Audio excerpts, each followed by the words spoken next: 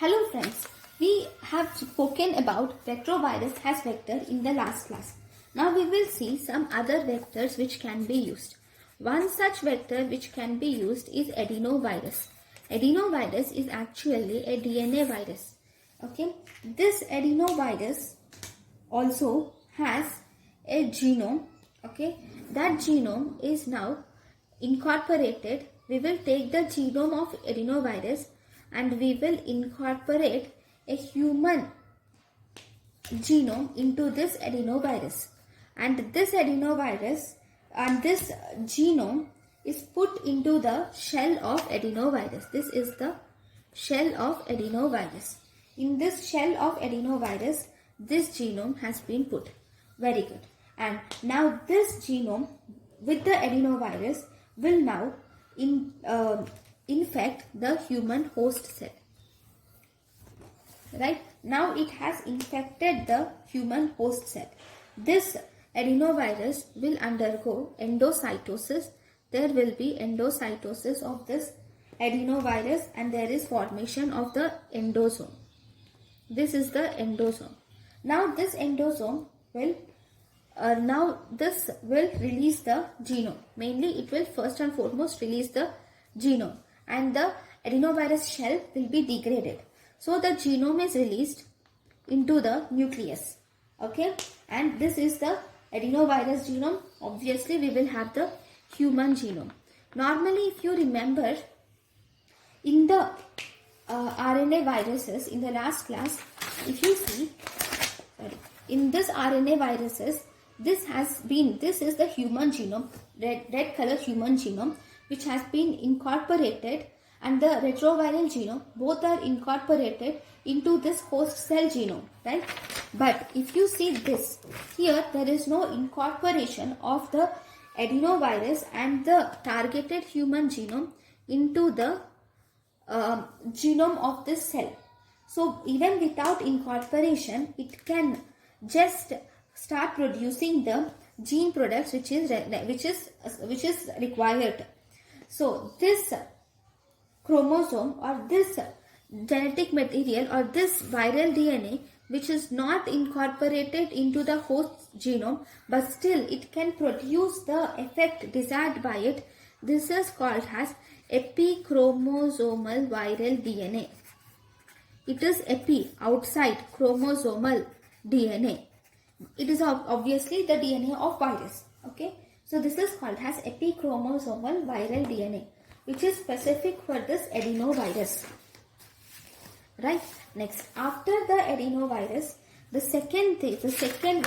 third vector which we can learn here is about the liposome. So what is this liposome? Liposome is obviously a plasmid. But normally if you see, plasmid can be present in bacterial cell, right? But here this plasmid is definitely, it is carrying a human gene, just as, okay, we have genetically used restriction endonuclease and we have made this plasmid to carry a human gene. Very good, then fine. Then normally in our DNA technology, this plasmid is inserted into the bacteria. But instead of inserting this plasmid into the bacteria, if you insert it into the artificial lipid bilayers, these are artificial lipid bilayers. There are two layers here. Okay, if you, instead of inserting it into the bacteria, you are inserting it into the artificial lipid bilayers. Okay, then we call it as liposome. Okay, now these liposomes are actually positively charged, right? So this is liposome. Okay, this artificial lipid bilayer is liposome. This is plasmid. So the whole we call it as plasmid lysosome complex. Now this plasmid lysosome complex can enter the host cell. So I'm just drawing the host cell. Okay, this is the host cell, and in this host cell obviously this is the normal nucleus. Okay, now into this host cell this is the liposome, and this liposome contains, it is a lipid bilayer structure with the plasmid and human genome in it. Okay, so this liposome enters into the cell, okay, host cell, okay, by fusion of the membranes. It will only enter into the host cell. It will not enter into the nucleus, okay. But if you see, this DNA present in the nucleus is negatively charged. This liposome, as I have said, it is positively charged. Because of its opposite charge, they easily attract each other, right? So this this liposome, though it lies epichromosomal, just like adenovirus, it can also help in generation of required proteins or required functions because of these opposite charges, right? So what are the advantages of this liposome? Advantages are, this liposome can carry bigger sized genes. They can carry bigger sized genes. They do not replicate like viruses. One important thing is, if you use viruses or any bacteria or anything, any human things, any living things, sorry, if you use any viruses or any living things, they can evoke an immune response and hypersensitivity. But because these are artificial bilayers, there will be no or weak immune response to this liposome.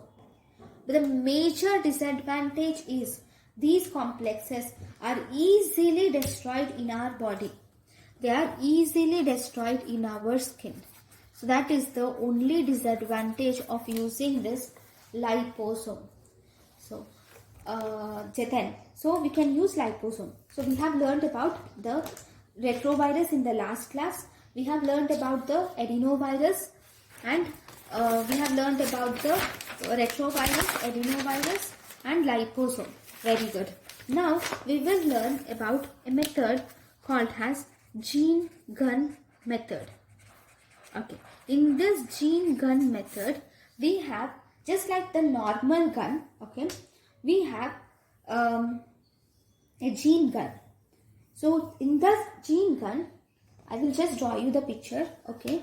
The gene gun has a gun barrel, definitely, okay. It has a cartridge. This is the cartridge it has, cartridge holder. So obviously we should have a cartridge, right? So this is the cartridge which has, okay. This cartridge contains the rDNA molecules which are coated with gold and orium, okay. So these rDNA molecules which are coated with gold and tungsten are released from the barrel along with helium, inert gas, okay. And these are inserted into the target tissues. If this is the target tissues, these will directly penetrate the target tissues. Like the same way that bullet penetrates our skin, these small particles are bombarded with the target tissue, and these particles will penetrate the target tissue, right? What is the use of this? Use of this is, it is quick and it can be used for all the tissues. It is a rapid process for inserting the required genetic material into a host cell. So if you just see, I will show you the picture of how this gene gun looks. You can see this, right? So this is the picture of how, right? This is the picture of how the gene gun looks, okay, right? Then the next fifth type is by using stem cells together with gene therapy. You can implant the stem cells with the required gene, and those stem cells can be implanted into the patients. And this therapy is actually tried for cirrhosis of liver with liver transplantation, right? So this is about the different methods which are done for gene therapy. Now, are there any diseases in whom gene therapy is successful? Do you think are there any diseases in whom gene therapy is successful? Yes, there are some diseases where the gene therapy has been successful. So let us now learn about the names and important features of those diseases. Okay, so first disease is severe combined immunodeficiency, which is here the gene is transferred. Here the deficiency of this severe combined immunodeficiency is adenosine deaminase enzyme deficiency. So this adenosine deaminase enzyme is transferred to the lymphocytes with the help of retroviruses. Then the second disease, Duchenne's muscular dystrophy, has a defective dystrophin gene. So with the help of retrovirus, this dystrophin gene is